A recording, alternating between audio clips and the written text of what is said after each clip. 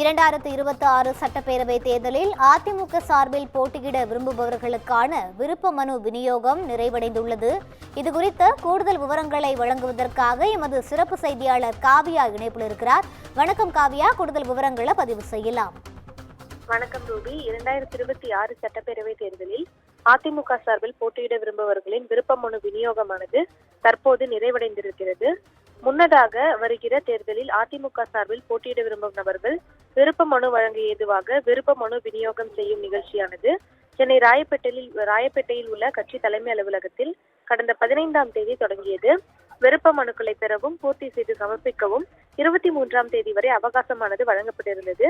தொடர்ந்து அந்த அதிமுகவில் விருப்ப மனு பெறுவதற்கான கால அவகாசமானது நீட்டிக்கப்பட்டிருந்தது.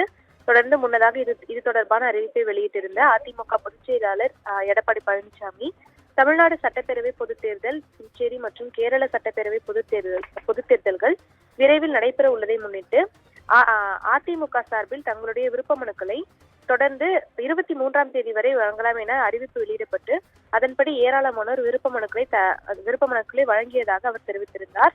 தொடர்ந்து மனுக்களை பெறுவதற்கான கால அவகாசத்தை நீட்டித்து தருமாறு நிர்வாகிகள், அதாவது கட்சி நிர்வாகிகள் தொடர்ந்து கோரிக்கை விடுத்ததை அடுத்து 28ஆம் தேதி ஞாயிற்றுக்கிழமை முதல் 31ஆம் தேதி புதன்கிழமை வரை தினமும் காலை 10 மணி முதல் மாலை 5 மணி வரையிலும் தொடர்ந்து தங்களது விருப்ப மனுக்களை அளிக்கலாம் என அவர் அறிவித்திருந்தார்.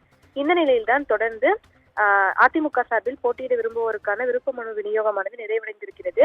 தொடர்ந்து விருப்ப மனுவுக்கு இன்று வரை கால அவகாசம் நீட்டிப்பு வழங்கப்பட்டிருந்த நிலையில் இந்த நிகழ்வானது நிறைவுற்றிருக்கிறது. டிசம்பர் 15ஆம் தேதி தொடங்கிய இந்த நிகழ்ச்சி தற்போது இன்று மாலையுடன் நிறைவடைந்திருக்கிறது. இதில் மொத்தம் சுமார் 9500 பேர் வரை அதிமுக சார்பில் போட்டியிட விருப்ப மனு தாக்கல் செய்திருப்பதாக தகவல் வெளியாகியிருக்கிறது. விருப்ப மனு கொடுத்தவர்களுக்கான நேர்காணல் விரைவில் தொடங்கும் என எதிர்பார்க்கப்படுகிறது. விவரங்களை வழங்கியமைக்கு நன்றி காவியா.